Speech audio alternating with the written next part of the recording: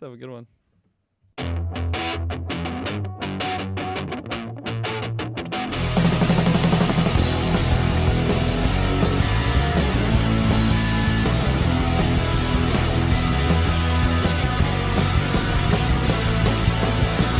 Get out the beach! Get out the beach!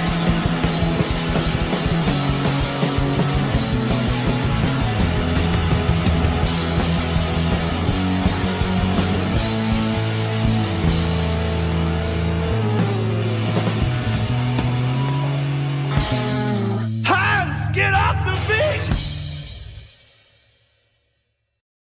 Hello, ladies and gentlemen, and welcome to the 503rd episode of the GeekVerse podcast. I am the fresh Trasnail, and I'm joined by... The fair form Kirklin Patzer. I am the magnetic Dylan Moss. I'm the Eminem of Middle Earth. I want to say it the other way. Eminum. It's Eminum. Eminum. Yeah. The only one I don't know, and I'm sure it's something Lord of the Rings nerdy and stuff like that, I don't know Kirklin's name. The What fair am I form. missing? Yeah, what am I missing? That's. Well, we'll get there. We'll talk about it. Okay, Wow. sure. Being Be a cagey tease. with it God, already. God. When are we going on a date? I don't know. I have to find out. No, I don't like this. And I moved We'll on. talk about it. But, ladies and gentlemen, this is episode 503. Man, I fucking love these weekends of the podcast because we got a good one here. We're going to be reviewing Nope after. But even if tomorrow sucks, there's so many fun details I can't wait to talk about here. We got a huge Marvel panel to break down. Just the animation. We got a fucking another Lord of the Rings trailer. They're going to show us the entire show before this thing's out. We got a Dungeons and Dragons trailer, which I'm so excited that came out because I was talking about it with Dylan off air a couple nights ago, and I can't believe this movie exists. But Taylor, where can they find all the stuff we're doing this weekend? Ladies and gentlemen, you can find us via your internet connection in the search bar. GeekVerse.ca is our home base. GeekVerseCast is our Twitter, and GeekVerse on our Facebook. Yes, you can find everything we do in the links below, our Discord, our Manscaped code. Use that code GVPOD to get 20% off and free worldwide shipping, our audio, our video, our podcast feeds, our network podcast feeds, a whole bunch of stuff. And head over to Patreon right now. You can get... right now, I was happy because we put two previews, put the After 9 preview and the Pixar preview, and I'm happy that people are listening to Pixar preview and hearing Taylor's hot takes about some of his rankings. He had Coco in his bottom five That's five of the Pixar, and that's all I can I'm spoil. well, I can't say it because it'd be a spoiler. Yeah, go listen to it. I justify my reasons. Oh, yeah, he justifies his reason, right? But yeah, head over to Patreon. You can unlock those full episodes plus many more things, different tiers. You can send in question newscasts, join After Nines, get 3 exclusive episodes depending on your tier. You can pick a retrospective if you go the highest one. A big thank you to Oren Dix, who became a patron. He's like, I like to stay in the shadows. No, we're thanking you because you sent us a very nice message. And that's just to go with everybody lately that's been joining Patreon. People have just been sending us very nice, kind-hearted messages, appreciating what we do here because, we're putting out lots of content, but you guys and gals and everyone in between just make it tons of fun. So it's a good time. And then, head over to Patreon. The more you support us, the more content you're going to get. Thank you to the Patreon producers at the Phase 4 tier. I'm excited. We're talking about some phases this week. And Aaron Brain, April Darkness, Smalley Biggs, and Joshua Wright. And as just to reaffirm our Comic-Con plan weekends, if you're listening to this, it's already happening for the Saturday. Who knows, because it's going to be weird. The DC panel is at 10 a.m. PST. What's going to be happening is we're doing a podcast right after, but myself and, I don't know, I threw up the floor, but at least myself, I'm going to be just sitting by my phone anyway, so I'm going to be live on there. People are going to join me, and we're just going to live react to it. We'll do the podcast breakdown after. I'm going to do the same thing with Marvel at 5. I'm just going to be streaming, and then after we're going to do the podcast breakdown, and that's going to be a crossover episode with Marvel Alliance, and that's going to be tons of fun. And then check out our Nope review. That'll be probably by the time you listen to this, and the podcast feed dropping within a couple minutes, whatever it may be. Tons of good things. But let's get into it, because we got a long weekend. We got a busy weekend. So the Marvel animation panel was today, a whole 90 minutes. We got lots of details. I want to start off with Spidey, because not only is there just tons of exciting information, it is probably one of the most confusing things going around the internet right now. So, let's start with the easiness. Coming out 2024. So we got that. So longer time than we thought. And we can talk about this after too, but Marvel Zombies is also 2024. So it seems like they're going with this theme of us maybe getting 2 animated shows a year. So next year we're getting X-Men and What If season 3, I think it is. No. Yeah, I think it's What If Season 3. Yeah, that's what it was. And then the year after is Marvel Zombies and Spider-Man Freshman Year. So we didn't get any more new announcements, but I wasn't surprised because with those being in 2024, it's like they got the next 2 years mapped out for animation. But so they revealed the Spidey thing. It's in 2024 now. I don't know where to. Let's just start with some of the things they announced. We'll get into some things, but they announced Charlie Cox as Daredevil is going to be in the series, voicing him. Very cool. They did not confirm that Tom Holland's not voicing him, but they didn't say that, so I guarantee you that's not happening. But Charlie Cox is in there. We've learned that some characters like Amadeus and Harry Osborn and also Norman Osborn are going to be in this. Doctor Strange is also in this, and some of the villains that have been announced are Speedball, Rhino, Scorpion, and Doc Ock. Now, we'll get in the continuity of everything after that, like later on. But and the good thing is it's already been picked up for a season 2. So we got freshman year I guess 2 years from now. And then after that, the sophomore year. But it's the same thing. It's chronicling a young Peter Parker. We're not exactly sure because there's a lot of characters in here that kind of go against a lot of what we were pitched, as it was pitched November 21st. I looked into it as it's supposed to be a prequel to the MCU Peter Parker. And the thing was, and I'm going to throw to Dylan first, but the thing was, so that happened last year. And then today all this news comes out and people go, oh, well, it's clearly not an MCU show because there's all these things happening, right? But then they put out a press release and they said, a prequel to the MCU Peter Parker. Now, I imagine Feige in an interview is going to clarify and just say, oh, this is some sort of mistake or a multiverse stuff. But, Dylan, I laid a lot on you. What do you want to start with? Where do you want to go? Because they revealed a lot of things. Also, while you're talking, I'll try and find the suits because they showed a bunch of suits that he'd be wearing. And there's some really cool ones. But, Dylan, what did you take from all this news dump we got from Spider-Man freshman year? Yeah, I mean, the first thing that was maybe surprising, well, there's a lot that's surprising, but, I mean, one, to have Charlie as Daredevil is fantastic. Just that character's in there all would have got me hyped. That he's voicing it is even more hype. Just so excited that he'll be a pretty big part of the MCU for the next 5 years or so. That's very exciting for me. Yeah, I'm confused. I guess when I saw freshman year, like the name of that, which has been out for a couple of years now, I assumed that meant like he was going to university and he was a freshman at like a college or university thing, so it would be kind of neatly right after the trilogy of movies that we got and a continuation of the character in that way, and maybe lower level stuff. That way you don't feel like you're missing out if you're only seeing the movies or something like that. But that, like, the timing of that is weird then. If that just doesn't make sense for the Spidey that we have in 616 and the story that he's got, in terms of like some of these big characters who it's like, why have they not come up? Or him just like learning to be Spider-Man and like figuring out his powers and whatnot. Like, I know we kind of jumped through some of those hoops for the sake of Civil War and getting him in the universe rather than doing the full origin story, but it still feels like that's a lot of stuff, and obviously we don't know to what extent. It's not like, okay, Norman Osborn's taken over the city and then he's fought off this hundreds of enemies kind of thing, but I don't know, that still seems like a lot. So I guess if I had to guess, I would say that it is a multiverse like split. It's like a different timeline kind of thing, and that way you can still throw the MCU tag on there, which they want to do. That's the only thing that really makes sense for me, and I'm totally okay with that. I think that's cool. I originally was more excited, I think, for the concept of it being a continuation of the character that we know in this trilogy of movies. So therefore, like I said, would like the freshman referring to college university, like in that way. But since there's so many iconic characters in this that they announced today, it's like, okay, well, I'm super hyped for this new version anyway, even if it's technically MCU, but they're really just throwing that on there because it markets better than saying a Spider-Man show that's not canon to the MCU and the 3 movies that you've seen already. So yeah, I guess some kind of mixed thoughts on it, but overall I would say I'm pretty excited, but also it being so far away, I guess I'm not just like piping right now, but I'm excited to see more and get like actual trailer and find out some more casting details, voices and stuff like that. So yeah, there's my kind of scrambled thoughts. There's some of the suits he's gonna be rocking. Oh, I this didn't see series. these. Oh yeah, I got some. Cape. I got some artwork here, and it's interesting because there's the Foundation suit right there, the white one. He didn't get that till around Fantastic Four time. So this just feels like it's gonna be like a love letter to Spider-Man. The only reason I'm going to talk on one point that Dylan pointed out, where I was talking about this with Brent.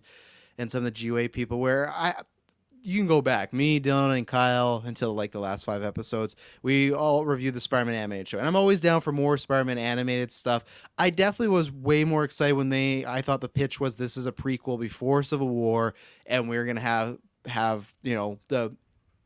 in essence, a prequel of his oh my God, there's so many Spider-Man. Tom Holland's Spider-Man, and I was hoping that we were going to be versing like very, very like low C level, D level, like not your Doc Ock, not like anybody like that. Like a Speedball, that's a good example, things like that. Yeah. But I was looking more forward to it in that aspect, and I like the idea of, let's fill this in a little. And it's funny how it started, because like, Daredevil's in the show. I'm like, okay, I guess you could say that maybe him and Daredevil bumped into each other. They're street level characters.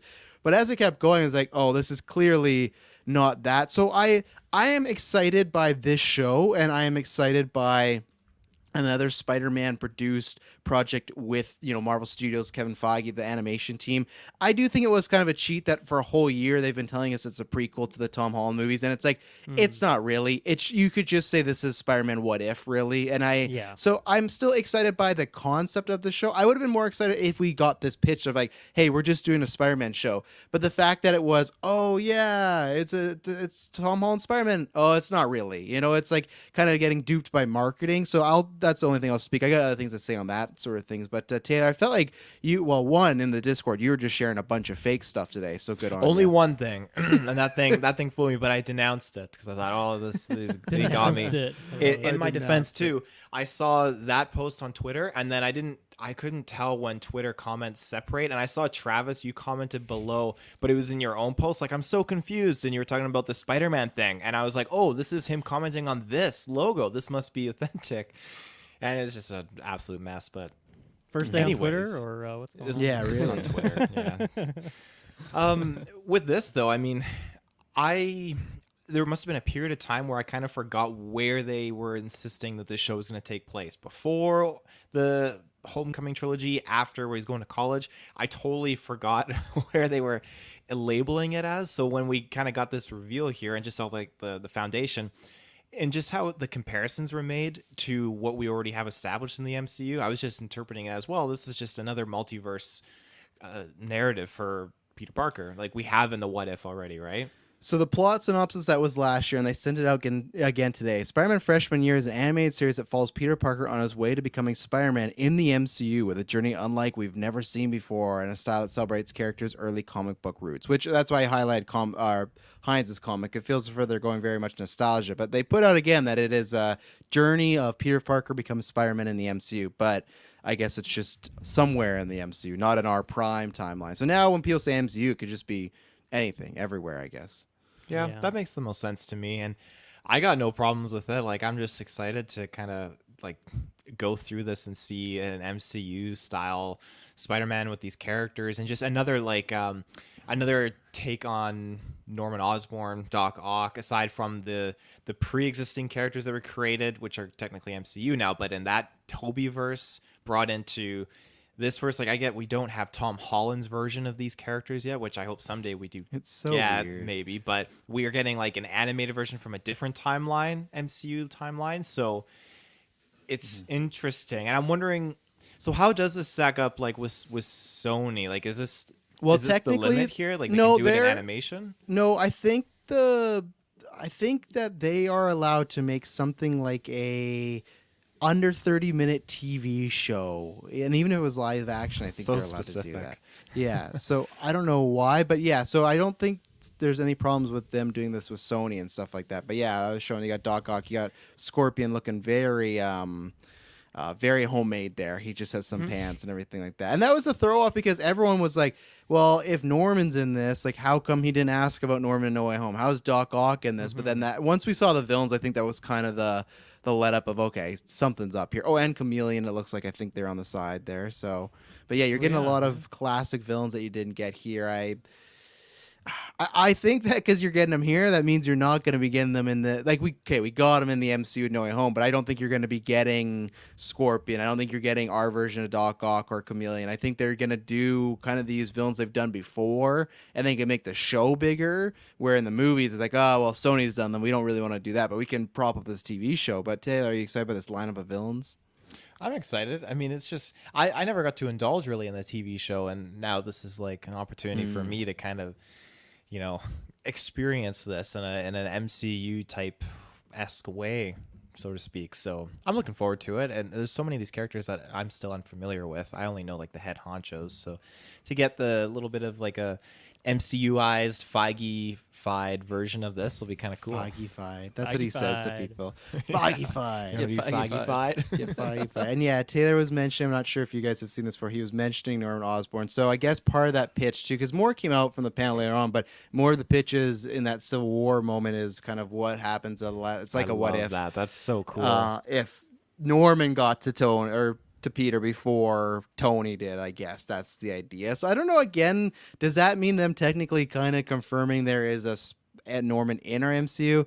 I don't think they care. I think they're just doing this. They're gonna throw shit at the wall and stuff. But I feel like that's what they're inferring. If Norman got to him before Tony could, then it's like, well, there should be a Norman hanging out around in our 616. So in this scenario here, you have no. Aunt May and Happy. they got together through Tony because Tony was in this position here with Aunt May. So if this is Norman Osborn, does that mean back to Formula Guy is the guy that would be with Aunt May in this it's universe? Harry. No, it's Harry. Yeah. Yeah, it's gonna be a big dynamic. But Kirklin, what are your thoughts on this Spidey boy? Yeah, it is kind of weird that it seems like they kind of changed their mind between November and now, because like, especially the way that it was marketing, like, I don't know. I feel like maybe they're just trying to throw us for a loop, and they're waiting till like after Multiverse of Madness to be like, oh no, this is still in the MCU, because there's infinite things that are in the MCU because there's so many different multiverses. Well, I feel like and before you go there, we talked about this today, but there's a bunch of trademarks that were that some people caught Marvel doing, and one of them was the Multiverse Saga. So with the Infinity Saga, they might name this the Multiverse Saga. So that would lead into, oh well, we're just doing a bunch of crazy stuff, Yeah, so I feel like that initial thing is a little bit bizarre. But for me personally, I don't think it changes my hype levels at all. Like, yeah, it like what you were laying out of just, I don't know, getting to peer into like the Tom Holland Spider-Man, like some of his adventures that we didn't see on screen. I think that is definitely fun, a great idea. But I also think that we're kind of limiting ourselves, like in that instance. Like you wouldn't be getting a lot of these villains, like a Doc Ock or Norman or anything like that, because they should have mentioned that in the live action movies. So I think it is kind of cool in that sense that, oh no, we can kind of do some fresh things with different characters that we don't really have to worry about like the consequence of them appearing in this versus the live action stuff. So I definitely think that's exciting. 2024, it feels a long time, but it's gonna come quick. So I'm definitely excited when that comes, along with the other thing that we've yet to talk about. But yeah, and then in regards to like the freshman year and then sophomore year, did they say like a date on that, or just after this you're gonna be getting a sophomore year? After this, the good thing is I bet it might be like what if, where once they start getting in the style making it, like what if now seems like we're getting one every year, but it just feels like maybe they take some time. So no, they haven't, but I would imagine maybe the most 2 years apart, so maybe 2026, but they could easily go 2024, 2025. They could easily made 12 episodes and be like, hey, let's just split this in two, and then we get double the content and stuff like that. Not double the content, but just like they can market and everything. So, but no date on that. Just that it's confirmed that you're getting a season 2 already. So, yeah. I think that's fun too, because we're gonna be seeing kind of like an evolution or growth with Peter Parker as Spider-Man. Like we're gonna be seeing him obviously in that first year, and then just as he's growing, I'm assuming he's gonna be changing a bit. And I hope they do that good, because I think that definitely has a lot of potential there. It's interesting too if they are just limiting like one season to the freshman year of like I definitely think that could be. Oh, look at that shot. Handsome no man. way. I hadn't seen that Doctor Strange. I didn't even know it was out there. That's fucking sick. That's very 60s-ish though. I love it. I love like the magician style mustache that he's got. Yeah, that's awesome. Look at that. Yeah, and I what was I saying? Oh yeah, so like limiting to just freshman year to like one season.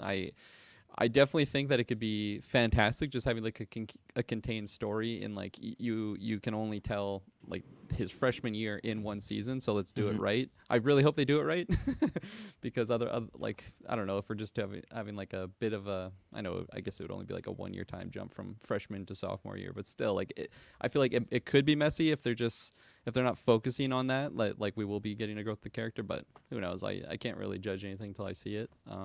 But all this news, I don't think it's done anything to deter me in any way. Like if it is changing from the MCU canon stuff to just a multiverse canon stuff that can be whatever the hell they want it to be. I think just Spidey in general is fun, and if this allows us to get some weird villains like Grey Goblin or something, I'm all for it. I don't think. So I know we keep wanting Grey Goblin. I don't know if that's happening. just will it into existence. Gotta mention it on every cast that Spidey's on. But we are getting this sick looking Daredevil costume. Yeah, that's fucking awesome. That fucking is really good. I got super hyped because when they showed that, and one, I just love that it's like costume. When they showed, I'm like, man, is that what he's gonna look like in the MCU? And clearly, it might not be because I imagine he's still gonna be red. But I'm always a big fan of the black and red, and yeah, and even then I thought too, I was like, oh man, we're gonna get more groundwork with him and Holland. But again, it's just like another multiverse and stuff. I guess that's my only hang up too is all the animated shows we have, and I know they say, well, they all go into, but even today they're like, yeah, that Captain Carter that was in Doctor Strange, that was not the same one as in our What If show.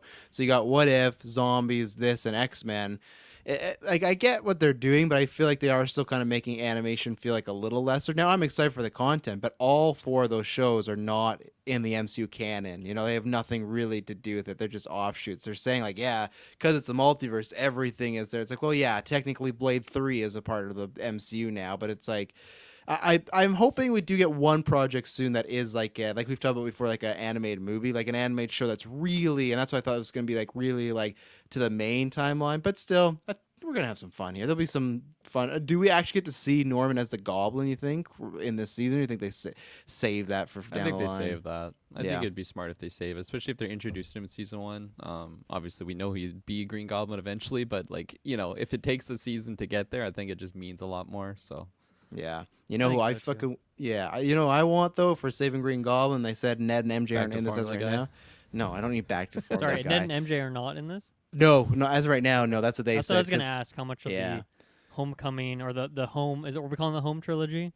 Well, this is the sophomore, freshman. I don't know what this series. No, I mean like the home trilogy. trilogy. Oh yeah. So like how many of those like a Flash Thompson, like does that he one show teacher up? that Travis loves? Oh yeah. No, I think they might. Maybe Flash Gym you could. coach. Maybe Flash you could see, but if MJ, I want to know if MJ's like out of the picture for an hour, fully out of the picture. Because if MJ's fully out of the picture, let's get some fucking Gwen Stacy action going on here, okay? Because I don't think we're bringing Gwen into the movies as far as like I know Sony's gonna do, but I mean like for MCU. So I hope that happens, and then they could kind of.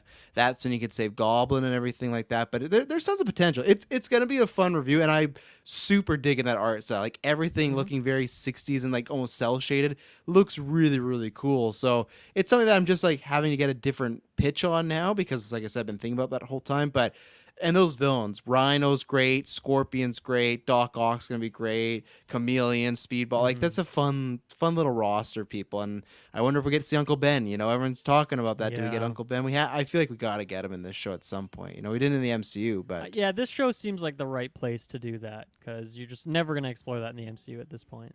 Yeah, and then I'll show the last image of like what looks like is going to be like his main suit. It looks very similar to like the Civil War type of prototype suit. Yeah, that's the one you said you want to cosplay as or something as, right? This guy right there. This is the one. I really want to build this cosplay. I love that he's just got this like it's like a varsity like football jersey with a spider emblem on it and just the knee pads and the gauntlets. It just looks so cool. really I like his pants. goggles. Yeah.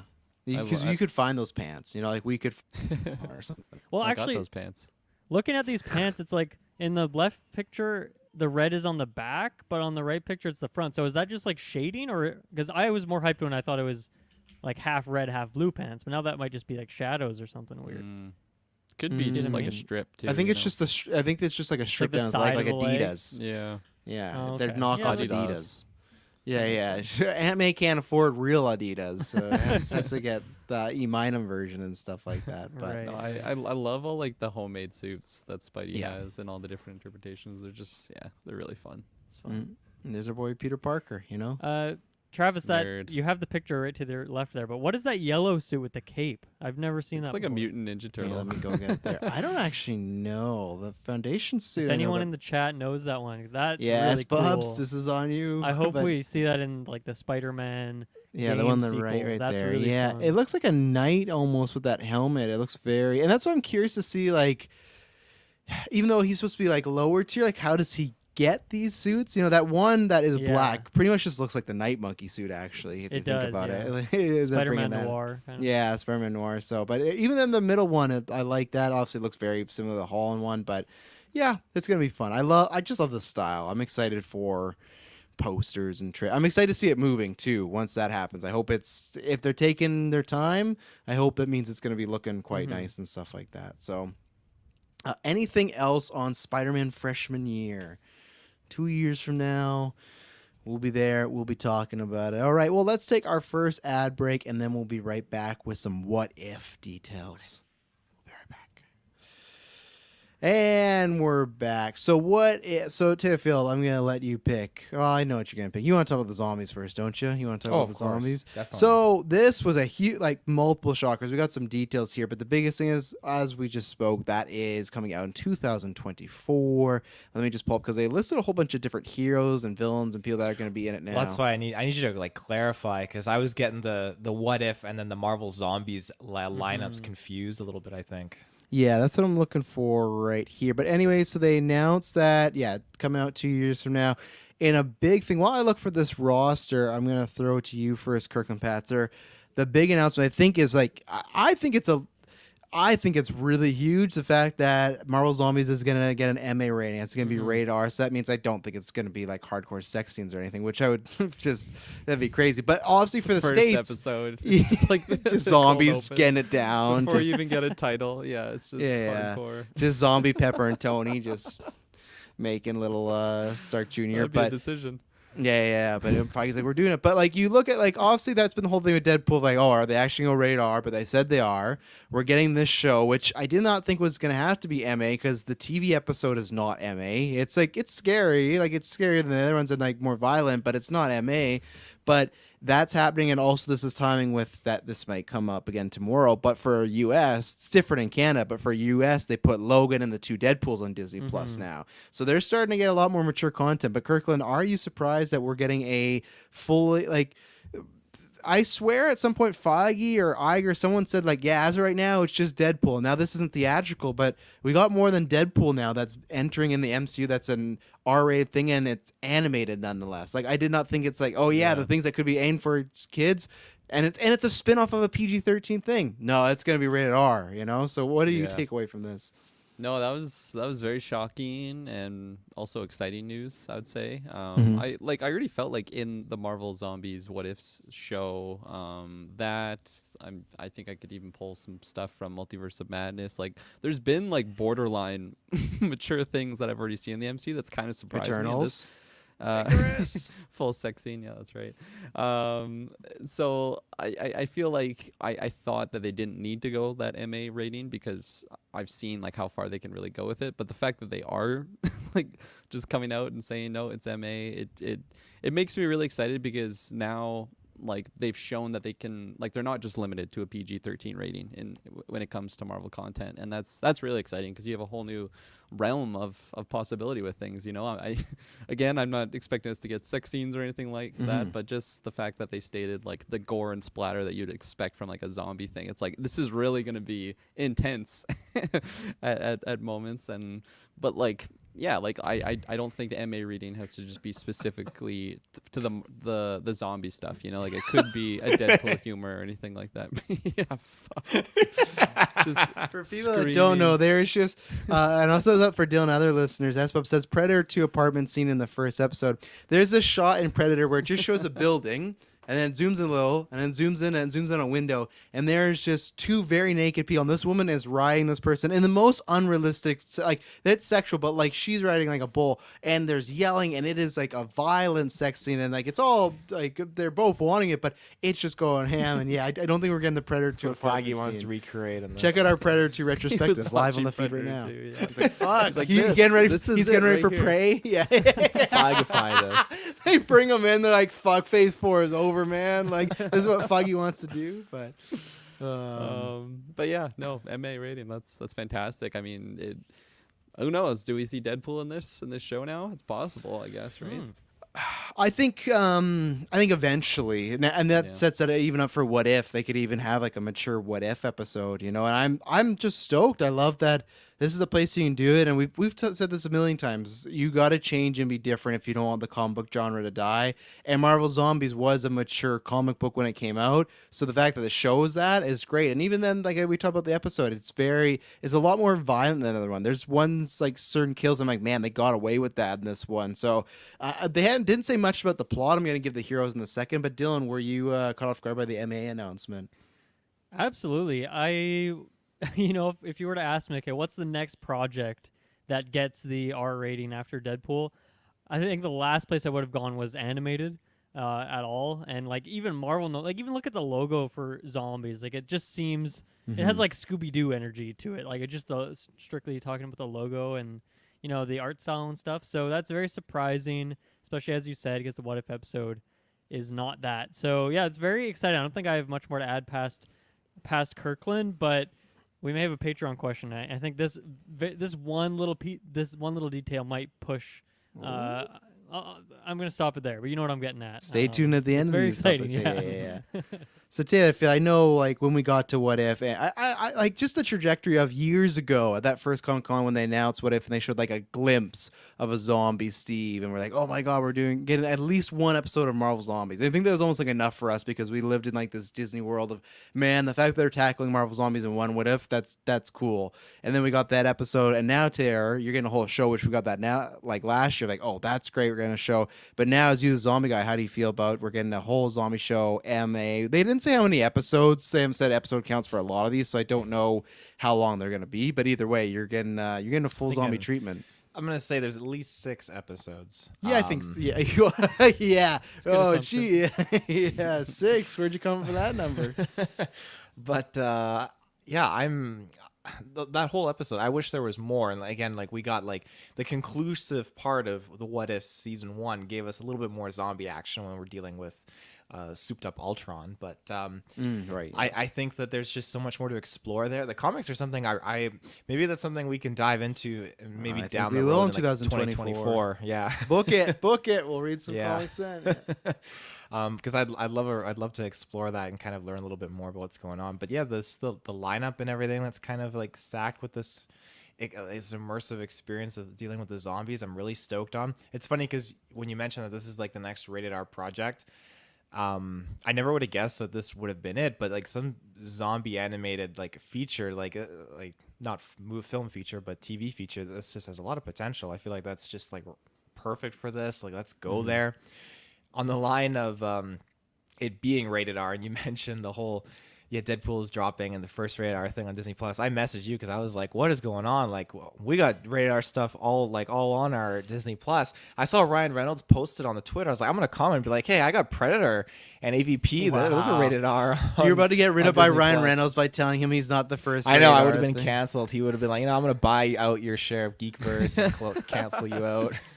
Hey, well, I'm sorry. We might have to take that deal. If he was, I'd a let him Geekverse do it. member. Yeah, fuck. like, he's gonna bring good stock to this podcast. If Ryan Reynolds is on this panel, Oh, yeah. that's twice this week. First you mentioned about, well, that was second. Then earlier this week, you're like, why are all these people like excited about the Snyder digital thing? Like, I don't get it. We've got digital here for. I don't get it. I'm like, oh well, in the States they weren't allowed digital. He's like, oh, that's twice now. The Yeah, it got me States. twice this week. Fucking unbelievable. Third time sure. Well, Taylor, you wanted to know some of the lineups. So I'm going to give you the lineup of some of the new zombies. They said the villainous zombies. Some of them are already. Oh, that's not the right thing. Goodbye. Some of them are already.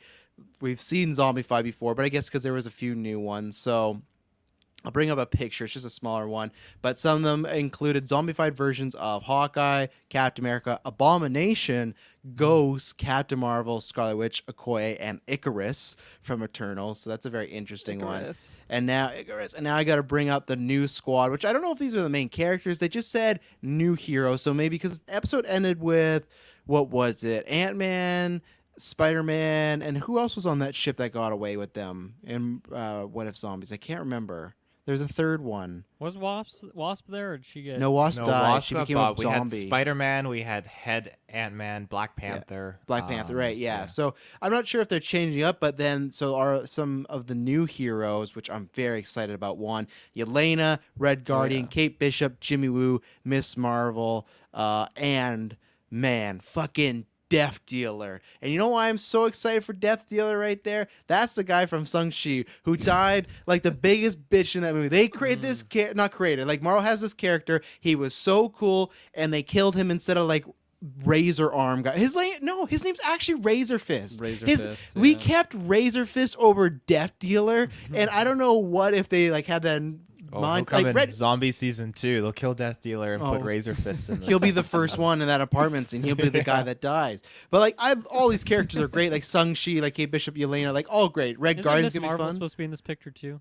Yeah, she isn't. She Yeah, that one to she's the like very right? she's in between. No, she's in between Death Dealer and Shang-Chi. I thought that's That- the photo S-Bub sent us. On the right is Aquafina's character. I thought. Oh right. Maybe there's Yeah, another photo. I'll try and find her at some point. But and there was Zombie Icarus as well. He's looking pretty scary. But I'm so excited for Death Dealer. I think you can have tons of fun with him in an animated show of just like him being like the silent badass. Don't know if you can trust him. So that's what I do love about What If and these animated stuff, that you can take a character that I feel so many people are hyped from the posters and the teasers in Shang-Chi and really didn't become anything to now you can put him in this and maybe he gets a second life. So Taylor, how you feel about the new villains? You got Abomination as a zombie, and then you also got some cool heroes joining. Pretty much it just seems like all the Phase 4 heroes survived the zombie apocalypse. Shang-Chi, Kate Bishop, Yelena, they're all better than our The OG newcomers. ones. If Yeah. you let me exactly. hijack there. I'm Yeah, just go gonna ahead. pop the Kamala Khan one. There she is, right there. Oh, why would she add that picture that I share? That's super weird. That there's I don't They're know. probably It is revealing one at a Oh time or yeah, something, right? yeah. Yeah, I got the Miss Marvel cup. But how do you feel about those new crop of characters there from the zombie and hero sides? I think it's awesome. I mean, it's got like Jimmy Woo had me. As soon as I saw Jimmy Woo, I'm like, oh, It's a and great he's got the pick, card whipped out too. I thought this is just fantastic. Yeah. Shang-Chi just has like this Winter Soldier vibe to him with the cape going on. Like I just love that how he cape. looks, and yeah, just like bringing these characters. Like Kate Bishop looks to be the only one who hasn't like changed immensely from the show. Put a band around her leg. That's about Yeah, it. that's new. But no, I'm stoked to see what everyone brings to the table here. It's just such a rowdy band of characters that's come together. So I'm pumped, beyond pumped. Yeah. I suppose as I was saying, if a few days ago any Kate and Yelena content is good enough for me, I agree. Do you guys have anything to add on the rosters of heroes or villains we've got here? Anyone you're excited for? When I saw this image, it just looked like the art style from Ultimate Alliance 3. I'm like, man, if this was like a DLC pack, I would be so hyped. Like these characters look so good. They should do that for the fourth game. Marvel Ultimate Alliance Zombies. Fuck, that would Oh, be that'd be- man. that'd They be could do a lot hype. of fun stuff with Yeah. that for sure. Yeah, I really like this roster.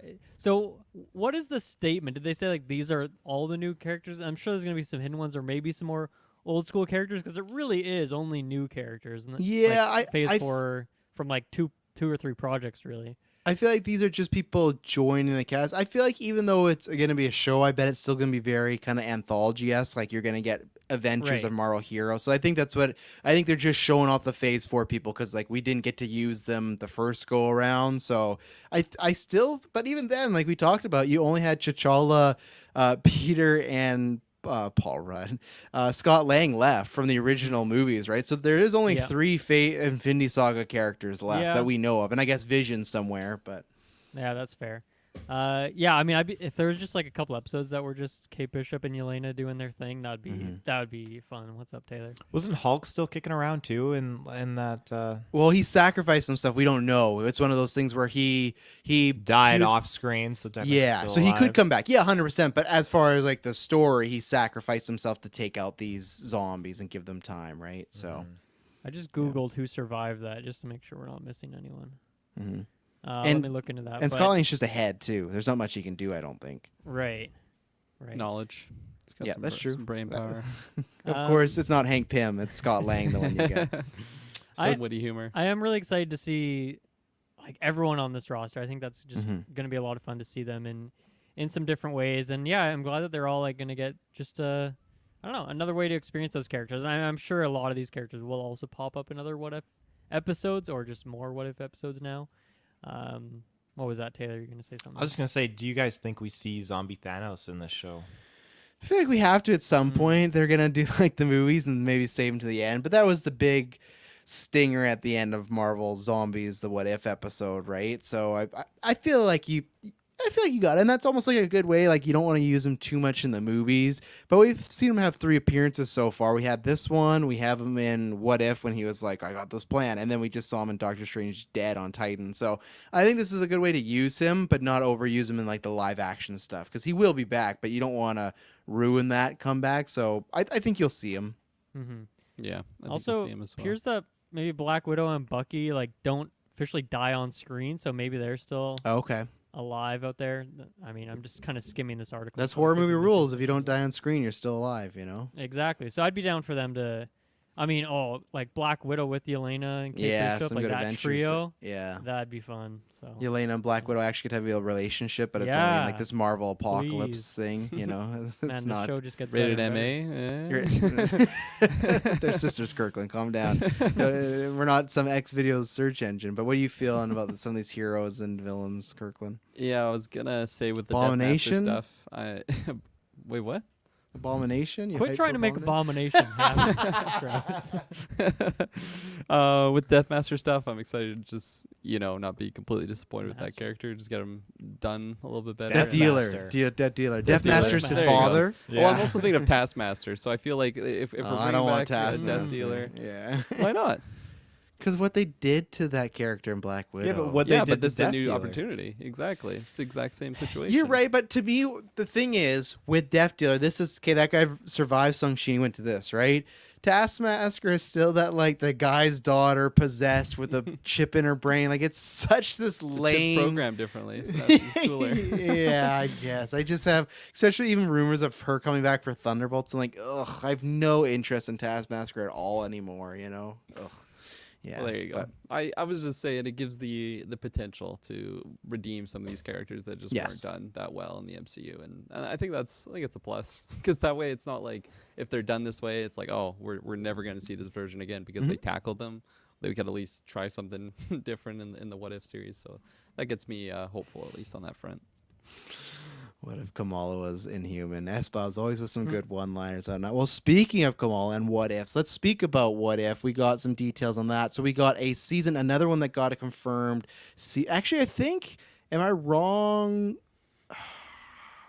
No, maybe I'm wrong. Someone, this article doesn't have it. I was wondering if Zombies got confirmed for a season 2. I don't know if it did. Maybe I'm confusing the two. But either way, Marvel What If is coming out earlier or later on this year, and then we got a season 3 already confirmed. I think it's they didn't give a date. They just said later this year. I think it's fall. I think it's just like It's a so quarter. weird that they wouldn't drop a date here. When we're already- Yeah, maybe the D23 end when of they're July. closer to like when they know a substantial date and everything like That's that. fair. But as we talked about in that newscast, like let's backpedal a little bit. I forgot. Yeah, we're going back. Rewind. S-Bobs, which you can do on Patreon. You can send questions for any topics or create topics. He said if you were going into the apocalypse with zombies, what Marvel character would you choose? Now, I think he did say specifically MCU, so that's why maybe I got a specific. Or did he just say Marvel? He did say MCU characters, so I can't. There's certain characters I can't pick yet. But Taylor, who are you bringing with you? It's you and someone. Zombies, go. It's a good question because some of the younger heroes are definitely like Kamala's power, that shield thing. That's, Yeah, I was thinking the same that's joke. pretty good, but I don't trust her to save my life. That's the thing. She Yeah, but almost those let are that some kid good die. powers. They're good powers, but like she almost let that kid die off the building in the show. Like she's I don't she's know. dropping She's you.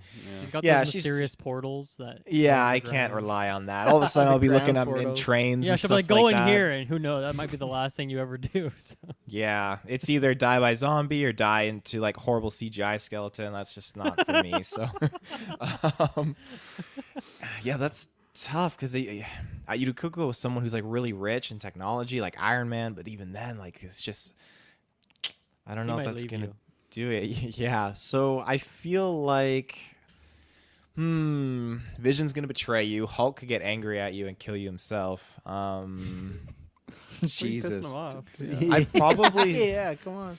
I'd probably go with Doctor Strange just because Okay. at least he can actually teach me how to use the mystic arts and I can actually use it to defend myself if need be. So I think there's a lot of potential there and we can create portals to easily escape. So Well, two things. I'll go next. One, Maddie, love you. Got to build up my ego. Looking super ripped as fuck. Thank you very much, Char. I'm putting in the work. You know, I have the same mind that Taylor does, but just a little different. I'm gonna take Wanda because you know she has those powers as well, and eventually at some point we may need to rebuild the population, and you know that's not a bad thing. Dylan looks so disappointed in me. she got bit though. She was a zombie, so clearly So you she were fucked talking up about somewhere. It's You're just a talking about hypothetical Stark, yeah. different Yeah. zombie apocalypse. You're talking about Stark. I'm just saying, out of all the people who I take, I'm taking Wanda. And even Doctor Strange, many times he's been like, if the kid dies, he dies. Strange, I think, would easily sacrifice me in a moment if Yeah. something's happening. I'd be so, scared of Strange So and you- Wanda for that matter. You think Wanda No. would like Look, she- reproduce no- with you? Wouldn't she just create her own Abs- husband before she Look what does Maddie anyone Sakes else? just said. Travis Aw. looking ripped as fuck, you know? So Yeah, she- absolutely. Vision's gone, you know? He's gone. But that's I'm my not pick. trusting That's her my pick. psyche. That's fair. Yeah, it's after Thanos. But the thing is, once she loves you, she's fighting for you. Like, look what she does for those children. Look what she does for Vision. So if I can fair. win her heart, which I think I can because I've seen the entire Infinity Saga, you know, we're good to go. So Wanda's my pick. But really, it's more because the powers. You pick Strange, I'm picking Wanda. I think you want someone that has, like, projectile type powers, but you don't want a Hawkeye or Clint or, like, Kate because, like, you could run out of those arrows where, like, they're not running out of that magic mana, I think. I hope, at least. So that's my pick. Nice. All right. Yeah. What do fair you got, enough. Kurt? I'll. Yeah. Initially, my mind went with my Spidey boy. I feel like even if we don't make Swing it, you away. we could just even if we don't make it, we could just have like a fun time. You know, just chill out. It would just be happy. But then That's I don't know. That's fair. Yeah. that You're wasn't- picking that more was- just like a die buddy is what you're picking. Yeah, like, exactly. Who you can have But, fun like, with play while some you die. basketball. I don't know. Oh. Like I was thinking about it more, and I think I would still probably pick Cap here because he's got the super strength, but more than anything, like I know he would never leave me, like by any means. Like he would literally suicide himself Come on, kid. just to get me to live. Yeah, like he would he would keep me going. And I don't know. I feel like he's just a little bit more reliable than Spidey. Spidey might be like trying to do like a fun trick or something, and then just get absolutely decimated, and then I'm just sitting there by my lonesome. trick. And then, but no, Cap wouldn't do that. He would be looking out for me. So yeah, I'm taking him. And again, like a just super optimistic person. So I think we'd be able to just keep each other happy and positive. So hopefully that works out. Let me pitch this to you. So he would do his best to take care of you, but do you think he would do his best to take care of everyone, ultimately leading to his downfall? Because Yeah. the worst enemy of a zombie apocalypse to humans is their Peter humanity. Parker. Oh, great. Yeah. He's in here interesting. screaming Just look behind at- the door. He's gonna Look at him charge in No it. Way Home. He made Aunt May die. Let's just call what it is, right? He could have sent those villains back. I don't care that he helped them all. He killed Aunt May. It was his fucking fault. I don't care about being a good person. It's his fault. He would kill Kirklin. Like, accidentally, but You're he's the gonna one that lead to picked death. Wanda. Wanda would just kill you in her sleep or something, having like a No, night no. terror. Okay, Next she's thing you not know, like a fucking. Okay, now she is, but like she's not that to the way the people she loves. She didn't kill He's her gonna kids trap like you that. into a TV show. She didn't kill her brother like that. She didn't kill Vision like that. These are other people, and it was the Darkhold Kirkland. The Darkhold took her over. She's got the remember? Darkhold in this situation. A lot of dark holds in the zombie verse. A lot of Darkhold. Yeah. There's everywhere. Every book is a goddamn dark hold. I'm picking Cap. I'm picking Steve Rogers. Steve Rogers. Dylan, who's your pick? I got two picks. I'll pitch both of them. You guys tell me who I should pick. So Okay. first I thought of Shang-Chi because one, another like good heart, like he would not leave you. Two, very powerful and like I feel like he has a lot of like a ranged attacks. That's probably a good thing in a zombie. He might slip you a ring. Or I was two. gonna say he might borrow you a ring. Yeah, he's like, here, take one. hold of it the- for a while. And I mean, he's just a very charismatic and fun dude. Oh, Like yeah. similar to the Peter thing, like we would just have a great time, assuming it's Simu Lee, like that, specific Shang-Chi. Now, alternatively, the other option would be Daredevil. Obviously, that's my man, but think about it. Daredevil, like very few people are. Risky pick. It's risky, but here, the check blind it out. guy might be a risky. No, because who defeats Daredevil or like really gets him down? It's like often like trained ninjas who can like slow their heartbeat. He would be able to detect zombies from so far away with his powers. That's true. And I don't think Hear 'em, zombies yeah. would ever be smart enough to like, lower their heart rate or think of like other solutions or be as powerful as like a bullseye or someone who's able to like, get him down over time.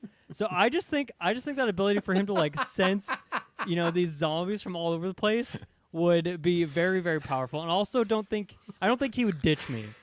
I think he'd see No, me as an Matt. asset in some way, be able to like scout out in a way that he can't. I feel like we could be a good team, I'm just laughing because Tanner's laughing. What do you need to say? What are you I'm laughing just at? laughing because I'm just picturing like a horde of zombies surrounding him, and they're all moaning and growling, and he can't differentiate what's going on. He's just blind and he's freaking out.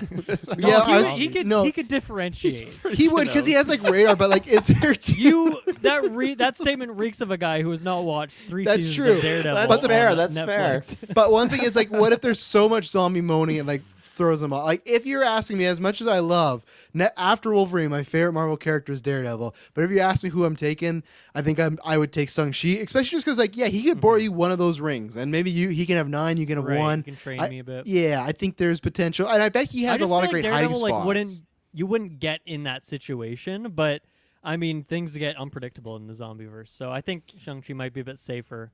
But you look at his dad, with like powers Shang-Chi there. had so many like hidden paths and hidden places. I bet he has a lot of good hideouts too. Mhm. Shang-Chi. So I'd say Shang-Chi's I'm thinking the though, pick. like in Ultimate Alliance 3, Daredevil has a move where he just like spins his batons You- around at range. If I'm just like, crouched underneath him and he's just doing that, no zombies getting close. He's You asked us, but your heart clearly is going with I Daredevil. know my I'm heart's gonna say going it. one way, but I think yeah. Where do you ask? My heart or my brain? Because you know where I'm going if whatever way it is. So those are my Sure. two answers. You can, I'm you can surprised. pick between them. I'm surprised no one picked Mr. Fantastic, smartest man on Earth, to He teleport. wasn't the kind of a smartest dick. man. No. He led to his own death. He made a bad well. call against Wanda. Black Bolt you can know. defeat you. and I Yeah, think and I got this- Wanda. I'm good to Here's go. the thing: he's so like he attacks with his arms and stuff. Like if he gets just a one Yeah. stray scratch or bite, he could just turn. That's not good. That's true. Like I'll Yeah. take the Black Invisible Bolt, Woman though. before him any day. Heck, give me the Thing. I don't think a zombie's piercing that Thing, rock. that's perfect, He's yeah. safe. So boom, give me fucking. I guess he's not in the MCU yet, but Black give me Bolt- Ben Grimm's right now. I'll do Black it. Bolt would suck because anytime the zombie groans, he's just like destroying cities and people. He's like, "Arr," and it's everywhere. Just Ooh, mad. Not Zombie someone you Black want to hang Bolt? out with That's because you true. can't That's actually a fucking talk great to him either. idea. I hope we see that. That'd be fun. It might happen, So, thank you, S Buzz, for That's a the fun question. question. Yeah, that was a good one. Well, let's take our next ad break, and then we'll get more into what if. So we'll be right back.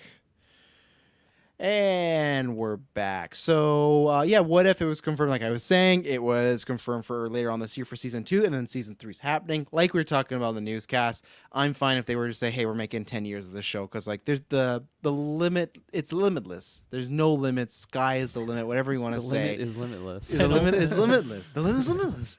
But where I want to pull up some of the stories there we're covering here. So. Here we are. So they just teased a few episodes. They teased one of the Marvel 1602 universe, which places the superheroes in Elizabethan era. So that's gonna be tons of fun. Some other plot lines include a story about Hela. They weren't really specific of what the differences was, because some people said it's like, oh, it's like her origin, but I don't know what the what if portion is there. Maybe it'll be like if she's good, stuff like that. Who knows? There was Yondu giving young Peter Quill to his father Ego, so kind of like if he actually did deliver him. Captain Carter meeting a Winter Soldier Natasha, which I think sounds super fucking fun. The episode we were supposed to get last year with Tony on Sakaar meeting Valkyrie, Hulk, and Gamora. That was the one they couldn't finish in time, so it's going to the next season. And then Sorry, say that one again. so it's Tony lands on Sakaar and he bumps into Valkyrie, Hulk, and Gamora. Valkyrie, Hulk. So it's like Ragnarok with Gamora and Tony. Yeah, and they were supposed to be out last year, but they that couldn't sounds fun. finish in time. I like Yeah. that. And then the one that I think is, I feel like the main event that people are very excited for, and maybe it's just, I'm being biased here, but Odin versus the Mandarin. That, to me, the potential that story is gonna be tons of fun. And apparently the clips have it as like Mandarins, like Winwu is with his wife. They worked out. They have their armies versus like Asgard's armies. I don't know what causes this conflict, but that's just one of those things where it's like, I would have never thought of it. That just sounds fucking badass. All these sound like good ideas. The only one that sounds kind of lame to me is like the Yondu delivering Peter Quill the Eagle, because it's like, all right, that's fine. I feel like we almost got a little bit of that last year. We just saw him take him over, but Mandarin versus Odin, my goodness, that's gonna be a barn burner. So Taylor, what stories are talking to you here? Actually, before you go, Summer Hansen says, what if Thor was the firstborn? Would it be a good one for Hela? I could see them doing a flip where Thor's the bad one and Hela's the good one, and I'd be down for that. I think it will be some sort of play on the birthright or something like that. But Taylor, which stories of our field in your fields? Field in my fields. I mean, the Mandarin one and the Odin one is completely it's bonkers. That's not something I ever would have thought that I would actually get to see. It's pretty wild. Repeat what some of the other ones were again. It was just a story about Hela, like we talked about. Right. It was, Taylor wasn't listening. Young Peter Quill being delivered to Ego. So what if Yondu actually delivered him? And then the Tony on Sakaar one, and then Captain Carter meeting a Winter Soldier Natasha. It also mentioned that the Hydra Stomper was going to be in this episode. Well, I heard that was Captain Carter versus the Hydra Stomper. Well, and that's where I'm not sure if it's two, like if it's Natasha as Winter Soldier and Hydra something, because remember she finds Steve at the end of What If, but it was in a very like Winter Soldier manner. So I think that's the great thing about these Comic-Con panels, that people are saying other things, but it's either way kind of looks like it's going to be like Captain Carter in a Winter Soldier type of movie, that sort of way, like versing someone she loves or cares about, etc. Yeah, some of them seem very, I don't want to say bare bones, but just, as is. It's just a fun, like, alternative style that was just like kind of like the first season. I would equate Ego getting Peter Quill delivered to him is probably the equivalent to Thor just partying it up on Earth. Just, random what if situation, just very basic. Then you have the more eccentric ones, like with Hela, and then with Captain Carter continuing that story a little bit too, which is pretty cool. So I was always intrigued because I did want to see what would happen with Tony landing on Sakaar. So I'm glad that they're sticking to that and doing it in this season, because that always seemed pretty cool. Because I'm trying to remember how the first season ended. Didn't we get Gamora in that? We did. We just didn't get her. Every what was it? The Avengers of the Multiverse. They all got an episode except for Gamora because it wasn't done. Yeah, so it was very random. She had Thanos' weapon too and stuff, didn't she? Yeah, and his armor. I'm pretty sure. Yeah, so yeah, so it was a whole bunch of stuff we're missing. So yeah. Domas. So do you think they're gonna just make that the same episode then, and that Gamora part of it is like, I don't know, like I guess a prequel? It'll be a prequel then to the. No, I bet they might change some stuff up because they delayed it. They might change the beginning and ending just to make it like a standalone, or it could just be a prequel of like the story of how Gamora met our Guardians of the Multiverse, whatever it's called. Right. Yeah, I think I like the idea of all of these. I think you make a good point about the Star-Lord. Ego one not necessarily being the most gripping, but I do love that villain, so I'm down to just see more of him in some way. I think for me the most exciting one would be that Sakaar one, just because, as Taylor kind of mentioned, like it just sounds like a fun, like if it's just a simple story, but just seeing this fun mix of characters in a way that we're not used to could be cool. And I kind of miss Tony. I know it hasn't been too long, but I miss him, so I'm kind of down to see a story that's more focused on him, even if it's a shorter episode. And then I think the other one for me is the Hela one. I think that could be a lot of fun. Another villain that I really like in a movie that's doing a lot, so you could get more time with her. But I think this is a good way to do that. If she like teams up with Loki and they're a fun combo together, like that could be really cool to see. Oh yeah. I don't know if I need to see her against Thor again. I feel like that's maybe a bit too simple of a concept. I like the idea of just switching up the. Like Thor was the firstborn. I feel like you could do a lot of different things without him being like the, bad guy that comes out after this time, and we just see the opposite story. But yeah, I think that one actually might be the one I'm most excited for. So, but yeah, I think they all sound good. None of these sound like a snoozer, so that's good. What I would love if they did it where if it was Hela and Sylvie, like not Loki and Thor, really Hela and cool, Sylvie, definitely. that'd be tons of fun. Like the daughters of Odin instead of sons of Odin. Yeah. That'd be I could tons of definitely see fun. them doing that. Actually, that sounds Yeah. very plausible. That'd be fun. Feige, you know where to find me. Same with Ryan Reynolds, you know where to find me too. So, Hello. Were you? What happened poster there? shaking there. Did someone No, just get that was like a live drug deal we just caught Kirklin on air. It's like when he gets No caught in a evidence. few years, they're He has gonna like be a like, safe hidden behind his Scorpio's Venom ready. poster Yeah. that he like keeps all his cash in. we're gonna be like, remember that time we saw Kirklin like reach behind his poster? But I no, gotta Kirk, when move you, that now in the future. yeah, what are you Life thinking safe. about this? Yeah, no, I like Dylan said. I don't think any of these are snoozers for me. I think I'm so excited to see more Hela. Such an interesting character that I feel like I was kind of introduced to her in the MCU, like the live action version, and then as we was diving into what was it? Journey It into was Mystery. Journey with into Loki, Mystery. Yeah, that's right. Yeah, when she popped in there, I just loved that version. And then in the What If season 1, like we had oh my gosh, what was his name? That had like the Hela like blades and everything. Oh my gosh, forget his name. The Oh, the no. Grandmaster. Yeah, Grandmaster. Thank you. No, Like- no, like no, no, no. Sorry, the Collector. Collector. Yeah, his Yes. brother, So, yeah. so when like the Collector had those blades, it was cool to see and everything, but still, I'd prefer to have Hela, using those blades. So super excited for that. But yeah, like pretty much all of them are super exciting, and I remember. What if it's getting that Melissa McCarthy's Hela? Then I lose my fucking points, and that's disappointing. So then we're all upset about that. I don't know if you lose. I don't know if you lose your point. Well, yeah, I guess if it's the actress version. Yeah, I guess so. Yeah, well, yeah. Taylor was really excited because he picked Hela in the MCU draft, and I was like, "That's a strange And pick." Shang-Chi, I got Shang-Chi in there Yeah, too. you're gonna be getting some You five. just can't points this die. year. Yeah. Well, don't pick them next year for Marvel Zombies, because or 2024, because Marvel Zombies that could lose us a lot of points. Yeah. That show. Yeah.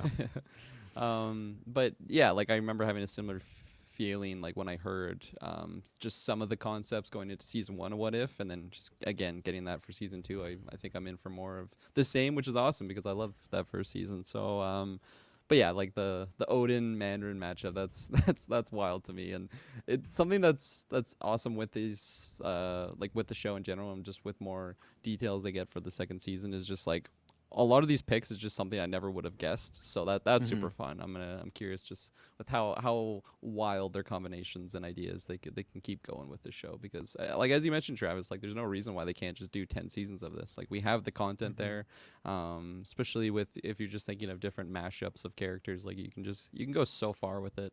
Oh, with yeah, what we and once already you have, and introduce we're, all we're those- only getting yeah. more. So That's what I was gonna say. Yeah, you got Deadpool, X-Men, stuff like Hela, where it's like we've only seen her once. There's other characters you've only seen once. That it's Yeah. like you could do like not that he's the biggest character, but you could do something on Whiplash. You could do all Like these Death Dealer. things. Yeah, like Death Dealer, exactly. E.T. multiple fingers going on here.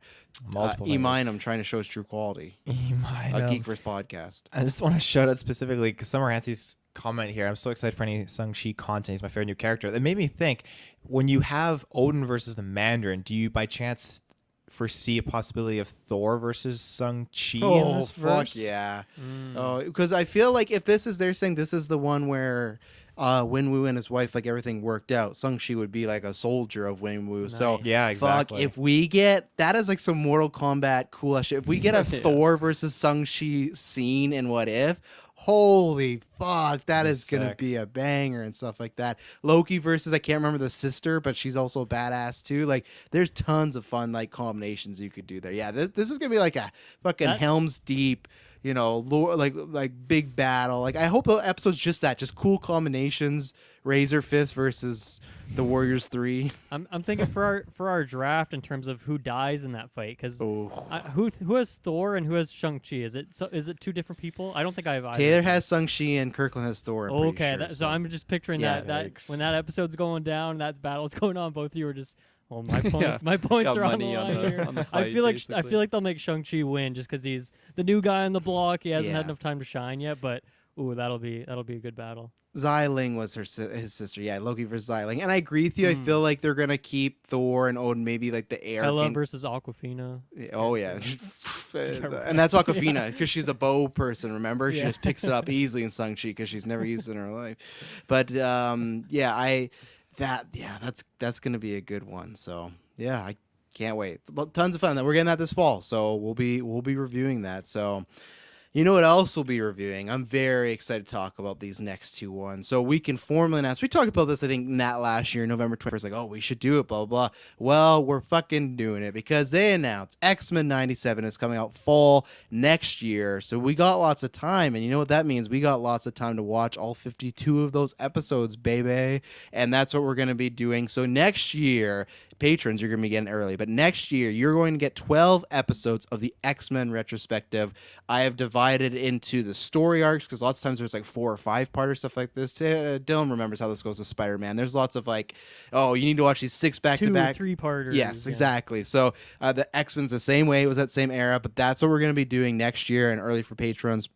We're doing the X-Men 92 retrospective in honor to get ready for this show. I'm very excited because I own them. I've watched them many times. Never reviewed them. I had tons of fun with Dylan and Kyle when we did the Spider-Man one. So these are going to be tons of fun. And I'm super excited for all three of you to be experienced this, especially Taylor, who's a big-time hater. He may as well just be running the Sentinel program because he's such a hater of the X-Men. But we are doing the X-Men 92 retrospective. And they announced for U.S. subscribers in Disney Plus, they're putting the show in chronological order. So get ready. Start watching that. We will announce it when we drop the first episode, but yeah, I'm very excited. I was gonna ask because I saw that post from I think S-Bubs in the Discord. Also, shout out to S-Bubs today for posting every single thing, keeping the Discord updated. You are amazing. That He's is our guy in the free chair. labor that you are. Don't doing give him there. full credit. He screwed me and Heinz over. No, he today, trolled actually. you and Heinz. He didn't screw you over. How did he screw you over? You're the one who's posting Spider-Man 4 logos. Specifically X-Men related, because he did this this video he shared on Twitter, and he captioned it and made me, I believed it, and I didn't check the Discord yet, so I watched the video and it's like I'm like, okay, this is cool, and then it's just the kid getting slapped, like, oh, I got bamboozled The here. slap coming to NBC this fall. It was a different Yeah. show and stuff like that. No, you got trolled and stuff like that. But you know, S-Bubs, when we become a big corporation, we need that official guy in the chair on the payroll. You'll be getting the call. Don't you worry, sir. You know. I was gonna ask Travis when I saw that they're like rearranging the episodes. Is that because it's broken now in the way that it's ordered out, or I no. Apparently, for America, I don't think it was that way with Canada when they put it on at Disney Plus. Episodes were just random, like they didn't fix them. It'd be like 1, So 2, weird. 6, 7, 3, 4. Yeah, they just messed it up and stuff like that. So I have no 'Cause idea. I was gonna why say that when you happened. saw that, I was like, did Travis's what is it, planner brain just like go out the window? Like, I did all this work to plan out how we're gonna, No, I use space it all, but then they IMDb. just changed it up Yeah, again. no, I use IMDb of the original show and stuff like that. Nice. Because at least then I could have told you guys, okay, watch this episode, like watch Days of Future Past, stuff like that. But Right. yeah, there's some details. We're not going to talk too much of them because I don't want these guys to be completely spoiled. But my favorite thing was they did this chart where they're like, here's what they looked like in '92, and here's what they look like now, and they look the exact fucking same, except they gave Storm the fucking mohawk, which let's fucking go, Ultimate Storm, baby. But it's funny. It's picking up literally. It sounds like right where the series left off, and I think like I hope it's not too much of a spoiler, but man. One of my favorite comic dynamics ever is when Magneto leads the X-Men, and we're getting that in this show. I can't wait because there's always tension. There's a guy that they've been fighting for years, and now he's leading the team. My God, he even has the comic book accurate look of when he took over the X-Men in the group, and I just love that you got pretty much the original team. You got Gambit and Rogue, which I'm excited for you guys to watch because in the show it's a very flirtatious, very sexual relationship. So I'm interested to see how they pulled it off nowadays because Gambit's a very 90s man like archetype type of character. But yeah, Magneto leading the X-Men is great. They announced Mr. Sinister's going to be in the Hellfire Club, Emma Frost, Sentinels are coming back. They also announced Cable, Nightcrawler, Bishop. They said are around with the team. They were in the original series, but it sounds like they might actually be in the team. So it looked great. This one's still late next year, but it just looked like the old show but updated, and I can't wait, and I'm very excited for this retro. So I know you guys haven't seen it yet, but anything you guys want to add or mention on it while we're on this part? Super excited. I remember, I think the first thing I watched on Disney Plus actually when it came out, because I was getting on a plane before Mandalorian was out, was actually X-Men, and then I was watching it, and then I just stopped for whatever reason. So this is a good motivator to just keep powering through it. So I'm very much looking forward to this retro. Yeah, I'm kind of in the same boat where I actually did watch a couple episodes but didn't go too far with it. I'm curious. What is the deal with like the voice actors? Are they bringing All back the some OG original cast. people? Nice. Yeah, all of them are back. Yep. That's hard to do. Everyone, like even like small side characters and stuff. that Well, I might don't know appear about in everybody. I'll say the main cast. The main Okay, cast is the main back. Yeah, 7 or 8, yeah, whatever it yeah, is. yeah. The I think how many members are the X-Men right there? Because you got Rogue, Gambit, Jubilee, Logan, Cyclops, Storm, and Jean, and now Magneto. Yeah. So you got 8 members, and then plus Nightcrawler, Cable. I'm curious how that will go if the actors have aged. What are we at? 30 years, but the characters have aged like 5 years. So I don't know how that. Well, will and they haven't work even out. aged 5 years because the show ended in '97. Right. So it's like it's picking up right where it left off. So maybe some voice modulation. You're gonna have to hit them with some Mark Hamill, Disney Plus, young Luke voice edits, but Yeah. they'll figure it out. So Cool. Taylor, I saw you Do with your ET figure. Oh, go ahead, Taylor. Well, I guess my other question was going to be is like how much of the voice acting in this do you think would be people that would be in like the X-Men movies and stuff? I feel like that would be. I don't see a lot of people who'd want to sign on for this animated show necessarily that are looking to do the big Hollywood movies kind of thing. So I don't know how much we'd see that, but maybe how like Daredevil's in the Spider-Man show, like maybe some smaller characters that appear every once in a while. We could see like the MCU actor or even ones that haven't been cast yet. Maybe they kind of start there and come over to the MCU. That would be cool to see. I don't know if I should. I don't think my expectations are for that to happen, but that could be some fun ways to like get people in those boots and then bring them out onto the big screen. It could happen. There are other Marvel characters that appear in the series, but if I were to bet, I would say maybe not. I think it'd be the reverse where they might take some of these characters and put them in a what if episode, and that's where you get the cross. Like, I That'd be guarantee you there is an episode, what if X-Men 97 were in the MCU, like something like that, and that's an Yeah. easy, we can mix them with Thor, stuff like that. You could have like Spider-Verse, different animation styles, so you could maybe see it, but I think it's I don't know. And then, I forgot to mention the best part that I just can't. I could believe last year when they announced they're doing it. They already saying they announced they're doing 2 seasons. I'm just Yeah, pig in shit that's right now. awesome. It's awesome. So, Taylor. I mean, yeah, my only knowledge for X-Men is basically limited to the movies. I got no, no comics because we got like some House of M stuff there and mutants and everything. So I got a little bit more introduction there, but I'm just excited to get into this and really understand the characters and the backstory and see where this story goes because I have literally no idea. I remember always going to your house where I was doing the podcast and I see on your shelf your old X-Men yeah, I got box 'em set and all. everything like that. And I love the colors, so it should be good for the show. They're shiny, yeah. One that I don't have much to add on, but they talked about it. I Am Groot coming out August 10th. They got 5 shorts, everything like that. All I have to say is the animation took me off guard. I thought it was going to look more almost like What If, but it looks very more like CG type of animation, and I'm fine with that. This is going to be a fun watch that I watch with the girls. I think this is a fun idea for Disney Plus. They did this with Baymax. They did this with Up with Doug Days. Why not do it with Marvel? So everything I saw here looked like it's going to be an enjoyable, probably like under an hour watch. That's all I got to say, but it looks fun. I got major Pikmin vibes in that one sequence when he had like the little creatures, which I love. So that was fantastic. But no, I thought the teaser was fantastic. It was one of those things I figured I was gonna watch, but this was like, oh man, like this is gonna be awesome. So it's similar feeling that I had when that Baymax trailer came out. So yeah, keep putting these out, Disney. These are lots of fun to watch. Have you watched the Baymax one yet?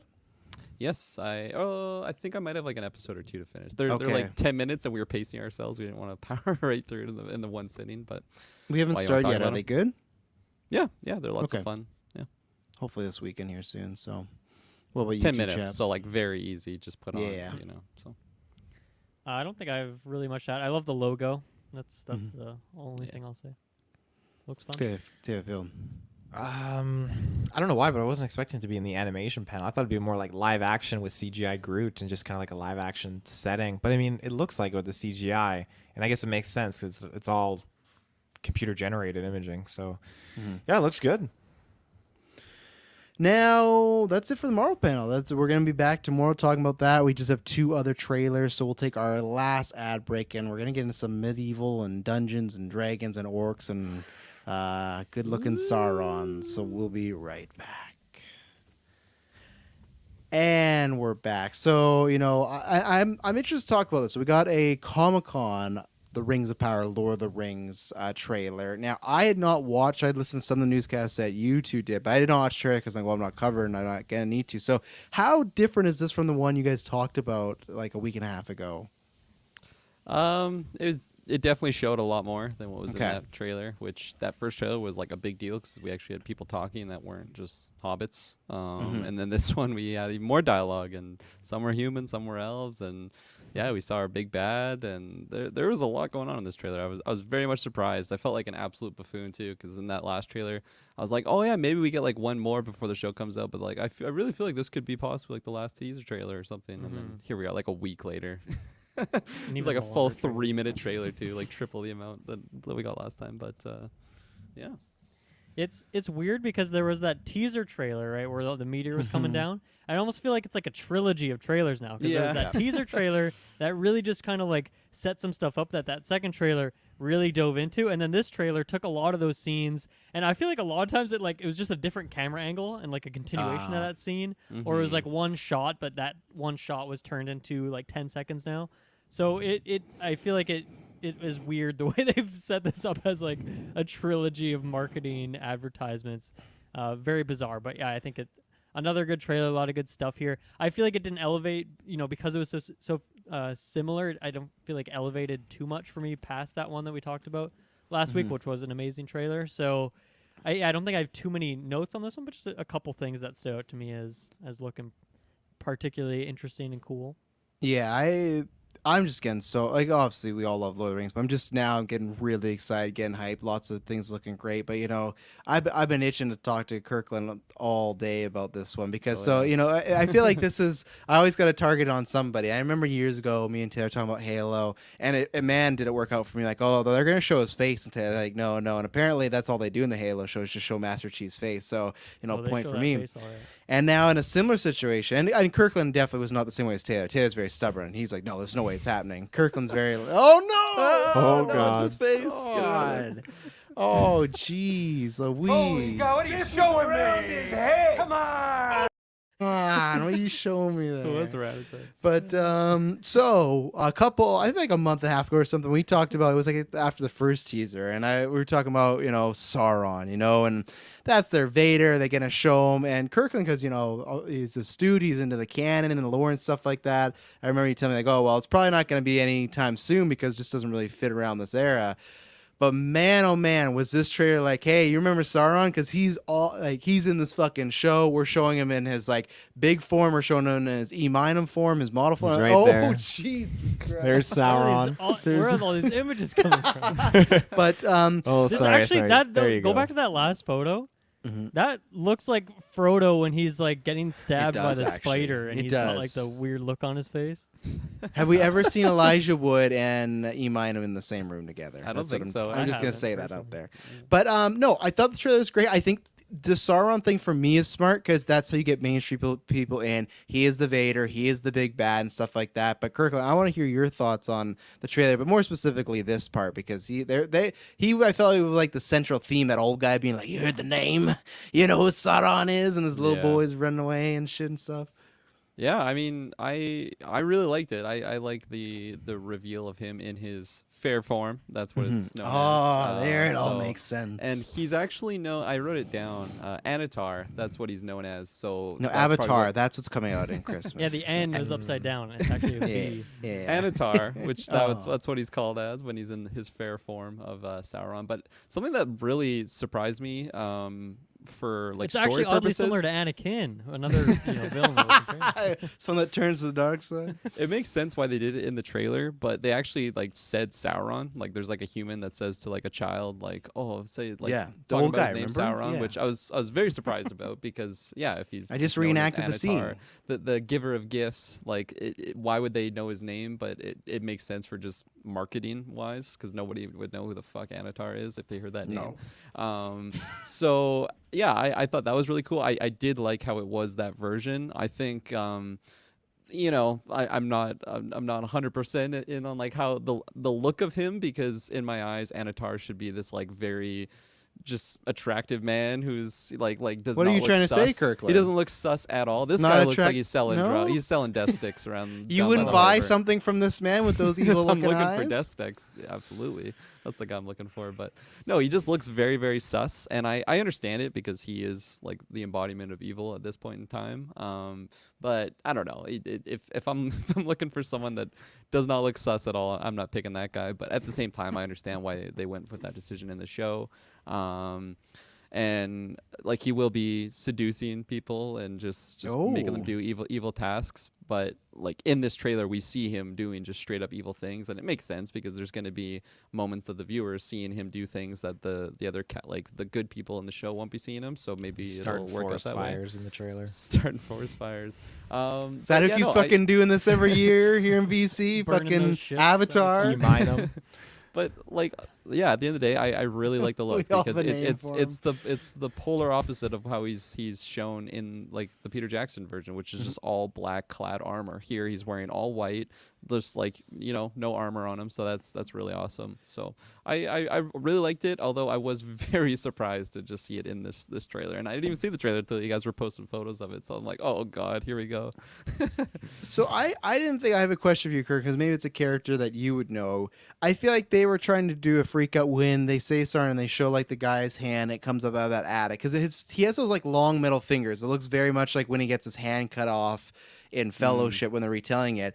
And then like even his shoulder stuff, like do you think that's actually Sauron in his full armor? Because I thought, No, definitely not. That's not. But that's what they're Sauron. trying to make it seem like. I think because they were talking about Sauron and they cut to that guy in the armor. And I Yeah. think they're trying to make it seem like you're gonna get the big guy right away, could which I be- don't think you will. But Yeah, no, I don't think you're going to be seeing Sauron in his armor. Like I think you will. this season. Yeah, okay. Well, that's where we're different then. Well, no, the reason I think you will is because I think they're gonna have some fun with timelines. I think what might save you, Kirkland, is this whole Sauron business. It might be like they're gonna start somewhere else, and then you're gonna flash back to like how we got there and stuff like that. Like remember Witcher season 1 where it was 2 timelines told at the same time? I could see that going on where it's mostly focused on the age that they've been talking about, but you might see Sauron in his armor because it's like alluding to stuff Yeah. that's gonna happen. That's why that's what I'm thinking right now with all the Sauron talk, that it might be kind of a tricky timeline situation. That is possible. My only thoughts against that though is that like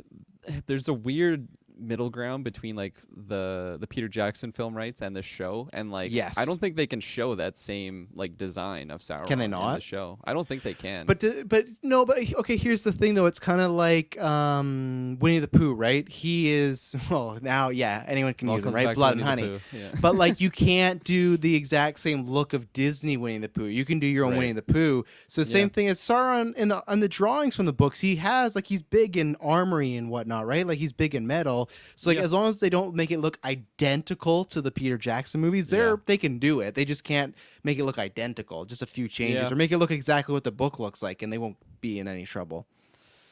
Yeah, I mean, I'm unsure. I'm unsure because I'm still in that camp that I don't think that we will get it. But like what you're pitching, I think I could, I don't know, maybe agree with that. Of like if we are seeing it, it would be in a time skip fashion, whether it's a flashback to because we see quite a few like flashback type combat like situations. Like here Yes. we have Galadriel stacking the helmets, which I think is in reference to, like the Great 40-Year War, which a lot of people died in it, obviously. So Well, it was 40 years, so fuck.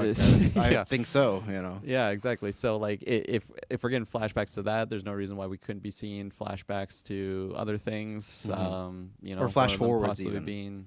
Yeah. Because we know how the story Flash ends. Sauron forwards, yeah. dies, so it's like it's more about like the journey, how we get there. You know, an unexpected E.T. journey. And you mind him with his finger up. What do you got? Well, I was gonna say, so the shady figures of the dude with the long pointy fingers and stuff like that. Do you think? And I only say this because Sauron's still looking like you don't trust him, but he still looks kind of like light, being sort of Human Could it form. be Just say human form. Human form, fair form. You're still accidentally fair trying to form. sound racist there for a second. He looks like he's in his light. You look like you sound like Gandalf. I'm Gandalf the White, and like, no, man, don't do that. Do you think it could be like Morgoth or anything like that? No, I think any reference to Morgoth would be, which I was gonna get to later on in this trailer. We see this like frozen fortress, And that I'm like 90% sure. I wrote down the name so I didn't get it wrong. Is Who the fuck is Melkor? Jesus. Is that Morgoth. Angband? Morgoth and fortress? Melkor are the same people. Who is I Melkor and think- Morgoth are the same people? Yeah, they're the same people. Melkor. Okay. I think Melkor is like his actual name, and then Morgoth means like bad guy. So that's like what It's they like all call them. Shang-Chi and Sauron's Shang-Chi. boss, initially. Yeah. So the ruins of Atumo, which is the first ever fortress of Morgoth, and that goes back way into the First Age, which I'm very, very interested on how much that's actually. Oh, look at those images.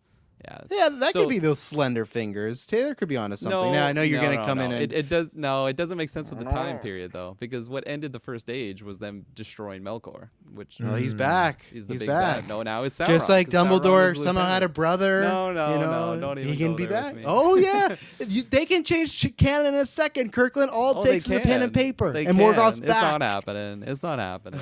It's not happening. Buckle up, baby. So So they getting- actually killed him. They didn't just capture Melkor. Well, no one's ever fully gone, but like his physical form. Oh is shit! gone. See, Yeah. he's fair haunting. point. But it could even be a So- flashback to Morgoth. Oh yeah, and I think Yeah. that could be really cool, and that's what I think might happen actually with this Balrog that's shown that we haven't talked about yet. That completely blew my mind.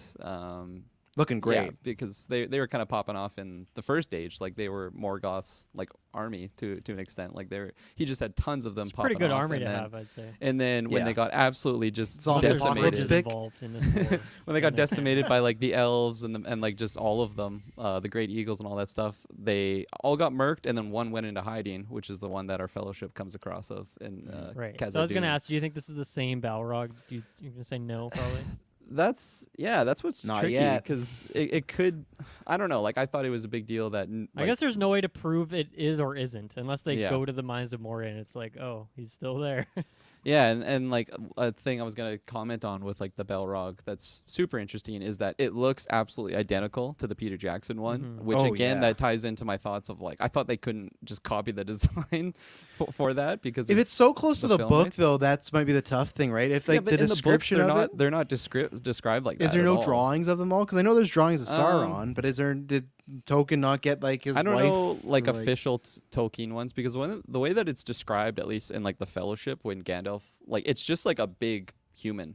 Like it's not like this giant fiery creature that's like 20 feet tall. Like it's actually just a big dude. Well, it's I'm the glad same they did- I'm species glad they of, did the of fire. Gandalf, right? It's a Maya, isn't that Yeah, what they are? exactly. Yeah, just Yeah. get corrupted. Just absolutely corrupted. So like the way the fact that it looks absolutely identical to it, like maybe they're doing that for a reason, that this actually is the same one. But I don't know. I'm not convinced one way or the other like what this actually means. Like this could just be a flashback to maybe we're going to be seeing some First Age battles with just like multiple Balrogs just popping off, which that just gets me really giddy just with like the budget that the shows has, like how good that could really look on screen. That's crazy to me. no log trucks Um, here. But just getting back to the long black fingers that we were talking about earlier, I honestly think that could just be like a werewolf or something like that, because those are like the known like creations of Sauron. I think maybe Melkor Morgoth, but like it's tied to Sauron in a really like strong way, and it looks kind of werewolfy. Like you see the hand comes up, and then you see this just like dark silhouette of rising, and it looks pretty beastly.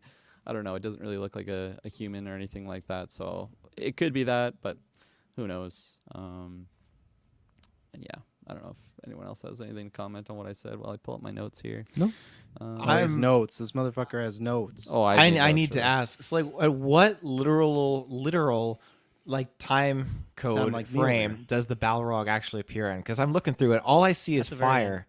At the very What very the end. hell? You don't like a see the post-credit Balrog? scene.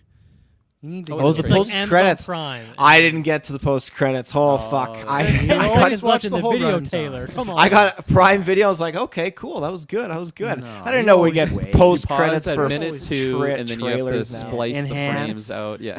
For a Oh second, my I was God. Say confused because Beetlejuice 3 times. when I watched the trailer and like the logo come up, I'm like, "Where's the Balrog?" I thought I saw that on Discord or something, and then Well, yeah. It was I- like I a didn't I click see, off the uh, video. so I I'm like, knew "Well, it was there's 10 coming. seconds more." I see the Balrog like this image. I was like, oh, it's a thumbnail people are using for Lord of the Rings. Right. They kept fucking with Clickbait. me. Okay, so yeah.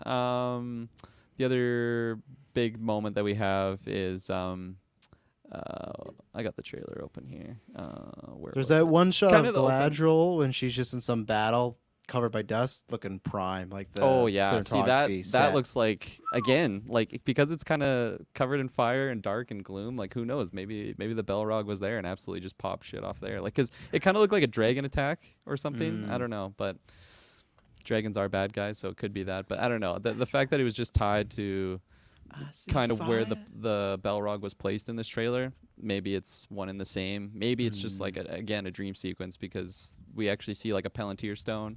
That was really awesome to see. Same thing that Sauron has at all point in time in the Fellowship. That's why he can just see everything. But also Saruman gets it. Same one that Pippin touches. Aragorn. That's the way he just calls out Sauron to fight them at the Black Gate. So these are like really powerful objects, and I was very interested in seeing them in this trailer. You see Galadriel kind of like see into the future. That's where she just sees like the doom and gloom of things that could be happening, or maybe things that have already happened. Very cool. Nice. And again, just the visual effect was really gorgeous. The way she grabbed it, and it looks like it just shatters. Yeah, so that was sweet to see. And then yeah, we got like the more elven lands. I think that's Lindon, which is where our High King Gil-galad is reigning. So I think we'll be spending a lot of time there in the trailer, which we've seen like through all the other trailers. I think so far they like to show off that elven city for a good reason, because it looks just absolutely fantastic. And then what else do we got? Oh yeah, and I had to look it up because I was unsure in our last trailer breakdown you and I did, Dylan and I did, for just like the white petals. That was the white tree of Nimloth, which is like the ancestor to the white tree of Gondor. So those are all tied, and it's supposed to symbolize like the everlasting relationship between elves and men. It's such a big deal, like for like the Numenorians. So the are Numenorians the and all that leaves stuff. floating down then? Is that a symbol that's I think dispersing, so. or is that just like it's fall? So I think it's it could be that, but I don't know, like the way that because they seem pretty like, oh my god, these leaves. They're like, Yeah, they go to I think war it's- over it. They're like, no, it's just fall, but like, They we just, can't like- trust the men they anymore. just experience No, it's extreme trauma every fall as all these leaves are coming it's down. just Like, the season. Yeah, I know it's I your know. first time here. I think that's very symbolic gesture, because I don't know the full story about the fall of Numenor, but I'm pretty sure Anatar, Sauron in his fair form. We know. Again, that's when he's just like being the emperor, like just whispering into the ears of men and just corrupting them. I'm pretty sure he's the one that kind of orchestrates the burning of those trees. So it like just losing its petals again is very symbolic to just kind of like the fall of the kingdom there. And I'm very excited to find out more about I forgot her name, but that Galadriel. chick. That's her name. No, I'm excited for Galadriel, but that's Hey, not her. And then let's see. Sauron's sister. I'll shout out a couple of quick Yeah, hits I do. had. One is like, I think it's like maybe where the first shot is just Galadriel looking at a pile of helmets. I thought that was a very cool shot. I really like that. That's the battle of 40 years there, Dylan. Did you know Shut that? up. Jeff. One helmet for each. The Great year. War. I feel like this trailer in general had a lot more scary moments to it, which Mm. I mean, it could have just been because they're showing off Sauron and stuff like this and want to amp up the like conflict of it. But I also feel like that's maybe there'll be less grand battles in this. I know we've seen a little bit of Galadriel's army and stuff, so we will see some of that. But maybe instead of having a ton of big battles, it'll be like smaller sequences where one or two characters are in this scary situation, and that can be how you can get these kind of blood rushing scenes, that kind of thing. Big Like battle, that- little battle. Big battle, little battle. Yeah, like we talked about the hand, but there's also that one guy getting swallowed up by the branches. So I'm curious what's going on there. That seems fun. And then just wanted to shout out that like dinner scene, because me and Kirklin, we are talking about this a lot, was how much are these different races, factions going to interact? And like they probably will, but in this trailer we're kind of just seeing mostly them in their own spot. Then we did point out some counterexamples right away, so kind of debunked our own theory. But we saw that the Dwarf King was at I'm assuming the elves' place of some sort at that dinner table. First of all, that set and that shot fucking looked amazing. But yeah, it was cool to see the Dwarf King there, and then we kind of saw a little bit more of that mining dwarven city, which is pretty cool. So now we've seen like the Dwarf King going over to, I assume, the Elven Kingdom of some sort, one of their places, and then we also saw Elrond going to that dwarf place. So I'm curious to see how those kinds of scenes go as they're kind of I guess they're maybe getting introduced to each other or informing each other on certain things and building bonds. And like just that dinner scene, I I hope that's like a 15, 20-minute long scene of just like some intense, just beautiful dialogue between these characters, and I'm just looking forward to that particular scene. But I don't know, just some of that stuff is pretty exciting for me. Yeah, I completely agree. That shot of just like the different characters, different races, like all just coming together to just, I'm assuming, have like some sort of war council, like just talk about things are going on. They're not just here to talk, to share photos of their kids, you know, like they're like, this is business. My wee lad. Put that away. I'm very excited. Sauron's here. He's already killed friends. And Dylan, I'm like 90-something% sure that that's actually Khazad-dûm, which is the same location that our fellowship goes. Obviously, when they get there, it's all decrepit because that's where Durin, like that's like the High King of the Dwarves. I think he's Durin the 4th or the 3rd.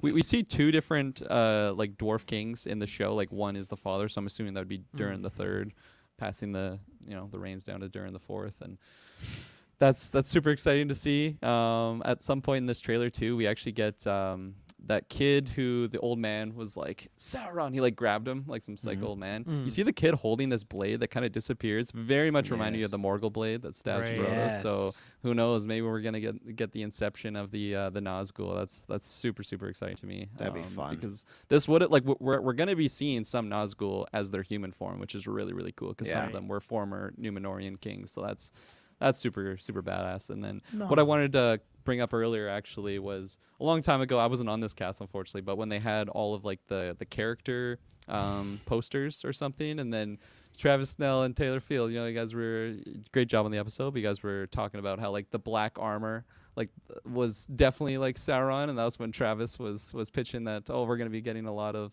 you remember this, Travis? Yeah, but I wasn't wrong about, I may be wrong about the photos, but I'm not wrong about Sauron. I was wrong. You're not wrong about that. Sauron. No, it's very true. But I think that that image of just like the black armor, it could, again, very symbolic for just that menacing power. But I'm pretty sure this character is actually... It's funny that they haven't shown his face, so I think like they're actually trying to like fool us that this is Sauron in his armor form. But I looked it up. I was doing a lot of digging. I think his name is Adar, which is just a leader of orcs. He's just like a big like chieftain, and I think he'll probably be like your immediate big bad, at least shown, while Sauron's doing things in the background, because that way, by the end of the season, it's not like, hey, we have to deal with Sauron now. That probably will be the person that loses his head as Sauron goes free or something like that. And like all in all, I think his armor looks so badass, and just like all of the shots of the orcs wearing like just burlap sacks to like basically protect them from the sun. I think all of those details are fantastic, because like something that makes Saruman's Uruk-hai such a big deal when we see them in the events of like the Peter Jackson movies is that they can just go out in the sun. And like I feel like without digging too much into that, you would just assume that orcs could be just chilling in the sun, like no matter what. But it's actually, they have to be in the darkness, and all their shots look so awesome. Supposedly this guy's playing Adar. Oh, nice. Very happy. So he does look very happy. That's a set photo too, like from the movie. Is that Sauron down below there in the bottom picture? No, I think that's more just Adar. I think it's supposed to be. I don't know. There you go. But there you go. Your theory is probably right there about Adar. Like so MCU CGI right there. So we'll see how he looks on screen, but I'm assuming, I mean, with everything else that's been shown so far, the visuals 10 out of 10 for me. They all look absolutely fantastic. But I love seeing Galadriel in her armor, and just I'm excited to see her lead her forces into battle. Do we see the mouth of Sauron in this show? We see Aragorn. We see everybody, man. Technically, we're seeing Frodo. Smaug Frodo's just parents chilling. get it on. Technically, I believe the Mouth of Sauron was just like a black Numenorian, which is just like an evil Numenorian. So we could actually possibly see like his human version. I don't know what his name would be. Just still a mouth, no eyes. I'm sure you look a lot better at this point in time than in Return of the King. Travis is doing a great impersonation. Audio. The Hobbit is dead. I love the mouth Sauron. I'm so mad they fucking cut that from the movie. Every time I watch that, I'm so mad they cut that one. That part is, we'll get to it. It's just so vital to that, like the whole, so much of the motivation. And it's weird when you watch the theatrical and it's just gone, and Aragorn's just like, we don't fight. And it's just like you're missing this whole section where why he got so fired up. It's a weird choice, but yeah, we'll be reviewing them all. That's coming out August 2nd. For that first episode, we're probably gonna. What? Oh, sorry. Yeah, thank you. September 2nd. That first episode, if they drop like The Boys, we'll probably review it on the Thursday because they drop like 5, 6. So we'll probably have time. But if after that, they'll probably be back and forth between Thursdays and Fridays. Probably Fridays because the fall we have lots of movies coming up. But that first episode, we got nothing. So if it's out like at a good time at a 5 and 6, we'll be talking about that first episode. And I'm super excited. I think we all are. I want to see how excited we all for this. Dungeons and Dragons. So the reason I put this in here, it's a trailer. This movie's coming out next March. I was talking about this before some cast that we did. Oh, it was a newscast with Dylan. I was like, this is a real movie. Like I'd seen posters of like Chris Pine and John Parr and the girl from It and Michelle Rodriguez. And to me, I've said this all week. It looks like a Tropic Thunder like fake movie. I did not believe it was real. Like I did, but like really, it was just I couldn't believe this. But it's real. It's happening. There's a trailer out for it. I don't have much to say other than I think because I like the actors involved, Hugh Grant's the villain, I will actually check this out. What I just took from this was it felt like they were doing Guardians of the Galaxy, but in medieval. Like it felt like they were trying to go exactly for that tone. But so I don't know if like Dungeons and Dragons fans watch this and they feel like, oh, this is a good representation of our fan base. I wouldn't feel that way, but I don't play Dungeons and Dragons, so I don't know. But because the cast, I will check it out. I might even see it in the theaters, like because I've started to really love Chris Pine, but he just started as like the guy from Star Trek, and now it's like I get excited when he's announced for something. So, I thought the trailer was fine, not as bad as I thought it was gonna be, but not anything like man, this looks great. So, Taylor, is this something up your alley? This Dungeons and Dragons movie? This is definitely up my alley. I was intrigued because I was wondering where they were going to go with this. Were they going to do some like behind the scenes narrative, like all their actions are actually being controlled by some people playing the game per se or something like that? But no, Jumanji it's style. Jumanji style maybe, yeah. But it seems much more like in the zone where Chris Pine is kind of like your your dungeon master, kind of like leading you on this adventure kind of thing. He's a planner. He's a planner, yeah. Makes a plan for the plan. I like that they're tackling each character is basically the different role of the squad, just kind of like a Dungeons and Dragons kind of team roles. I don't have a huge amount of experience. I've done only a few campaigns in my life, and it's definitely gets rowdy. So the kind of like obnoxious, kind of like funny, humorous moments that seem to occur in the trailer, I'm jiving with because I just feel like in Dungeons and Dragons, really anything can go down. It's crazy. So to see that unpredictableness happen in this movie, again, Michelle Rodriguez, let's go, absolutely love her. So I think this just is going to be fantastic. So yeah, Nice. Yeah.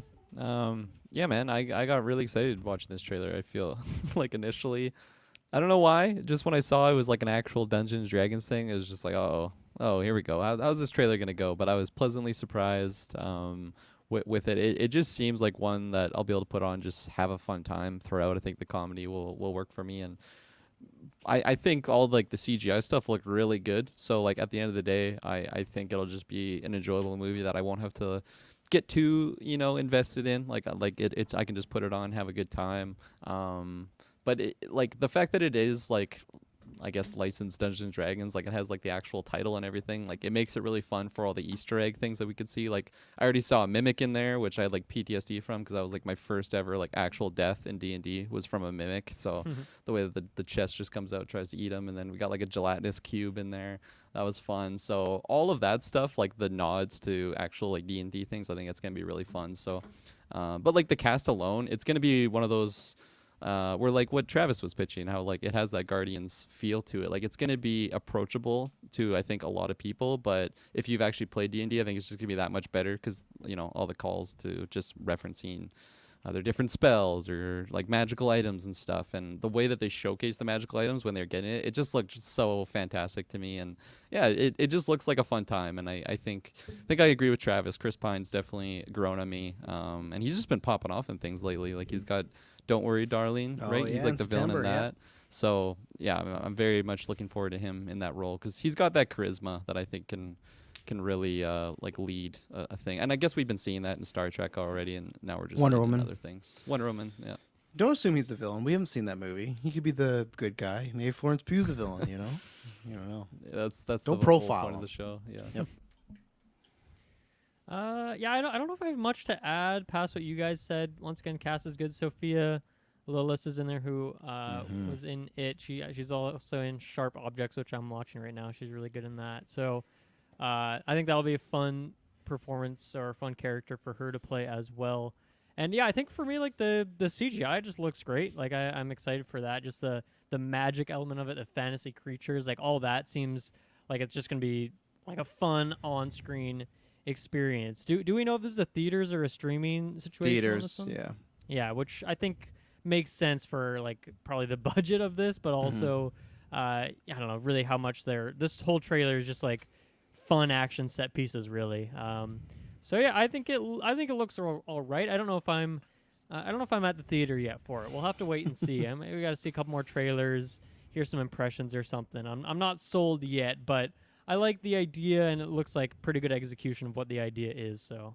Oh, like I know some Kudos people. to them. I know some people don't care. I think this is going to be a solid on Rotten Tomatoes. It's going to happen, but it's going to be one of Gave those me that you World of mentioned. Warcraft vibes to a minor degree. Well, Maybe that it's just was the a way solid like Rotten. just the way it was CGI'd, I guess, perhaps. But Yeah, I went back and forth. There's some CGI that looked really, really good in this, and some I don't think it looked bad, but just looked lesser than. But again, it's still March. So they got some time and everything like that. I would. Okay. This looks way better than Warcraft to me, though. So we'll see. I just Superbad oh, go ahead. I just got a bit more hyped because the director / one of the directors and writers of this, John Francis Daly, who was like from Freaks and Geeks. He was like the kid in that. Oh yeah. I forget what his name was in that show, but that's pretty exciting. I think if I'm right here, it looks like him based on this image. So that's pretty cool. I mean, that was more of an acting thing. This is a directing, writing, but Yeah. apparently he wrote Homecoming. Yeah, Okay. he did. Yeah. Okay, There's a couple of interesting. writers in there. Yeah. So I'm into it. I'm more hyped now. It's climbing. It's raising. Mhm. Superbad Mike, who just joined our Discord. Go join that to have some fun. Can't wait to see Roger, John Page, and Ed. He was great in Bridgerton. I think everyone's waiting to see. Everyone's waiting to see if that guy is going to be a star outside of Bridgerton, including himself. You know, I don't know if this is the vehicle to do it. I we'll see. Maybe he'll prove me wrong, or the movie will prove me wrong. I just wonder if it could be like a Zac Efron situation where maybe he doesn't have the best agent, but we'll see. On paper, this could be a franchise. You got other stars in it, so I think it makes sense. It's just, I don't know. I think I would have, if I was his agent, gone for him to be the lead guy, not just the side. I don't know. We'll see. Yeah. It's so funny just hearing that he like backed out of season 2 of Bridgerton to like go for a big movie role, and then this is the first thing I've seen him in. It's just like, oh, Yes. okay. He was what actually you in do. Harry Potter and the Deathly Hallows Part 1, Kirklin. Oh, there you go. That's how we got. That's how I got Bridgerton. Uncredited. He was Yes. great in Bridgerton. Someone saw him like, man, I want to see him fuck a bunch of people. Put him in Bridgerton, you know. So, well, that's it. We did our newscast. This was just day one of it, and there's tons of fun stuff. I imagine tomorrow we're gonna be talking about. So, yes, we'll see you back then for that Comic-Con coverage, and we promise you it'll not be boring.